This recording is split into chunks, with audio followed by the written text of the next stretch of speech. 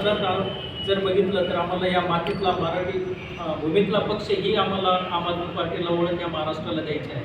आणि त्यामुळे जर बघितलं तर आम्ही सुरुवात केली स्वराज्य यात्रेपासून पंढरपूर ते रायगडमध्ये, म्हणजे भक्ती ते शक्ती हा संगम आम्ही त्या ठिकाणी करण्याचा प्रयत्न केला.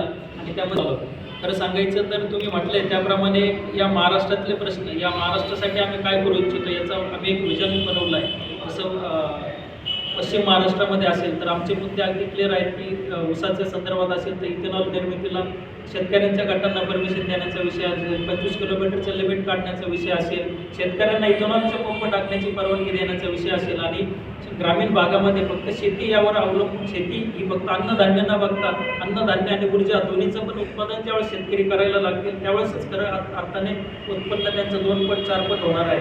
अगदी पंजाबमध्ये आमच्या सरकारने 41 भाव दिला, तर त्या संदर्भातच ऊसाला आम्ही 47 रुपये भाव या महाराष्ट्रामध्ये प्रपोज करत आहोत. तसंच मराठवाडा विदर्भासाठी वॉटर ग्रीडचा विषय असेल, सोलर शेतीच्या माध्यमातून या विदर्भाचा खूप मोठा कायापालट होऊ शकतो. त्या संदर्भात सविस्तर तुम्ही माहिती घेतली, आम्ही नक्कीच तुम्हाला ते डॉक्युमेंट देऊ.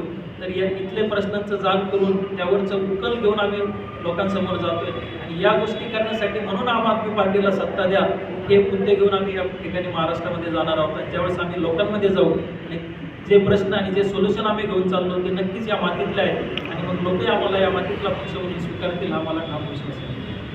महाराष्ट्रातील किती जिल्ह्यामध्ये बूथ लेवलपर्यंत आपण पोहोचलेले आहात, म्हणजे ग्रासरूट? महाराष्ट्रातल्या खरं सांगायचं तर आमचं आता जिल्हा स्तरावरचा आढावा बैठक सुरू आहे. जिल्हा स्तरावर तालुका स्तरापर्यंत आम्ही पोहोचलो आहोत. बूथ लेवलपर्यंत पुढच्या टप्प्यामध्ये आम्ही प्रत्येक बूथ लेवलपर्यंत जाऊ, प्रयत्न सुरू आहेत. आढावा त्याचा सुरू होईल. प्रथम आमचं जिल्हा आढावा, तालुका आढावा संपला. महाराष्ट्रामध्ये पेपर फुटत आहे, विद्यार्थ्यांचं भविष्य अंधारात आहे, त्याबद्दल आम आदमी पार्टीचं काय स्टँड?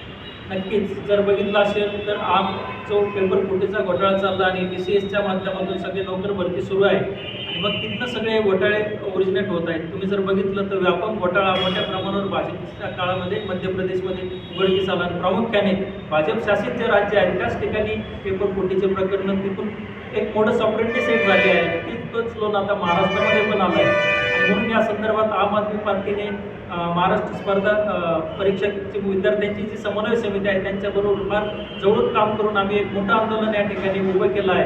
आणि काल आपण जर माहिती घेतलं असेल तर महाराष्ट्रातल्या जवळपास प्रत्येक जिल्ह्याच्या ठिकाणी आणि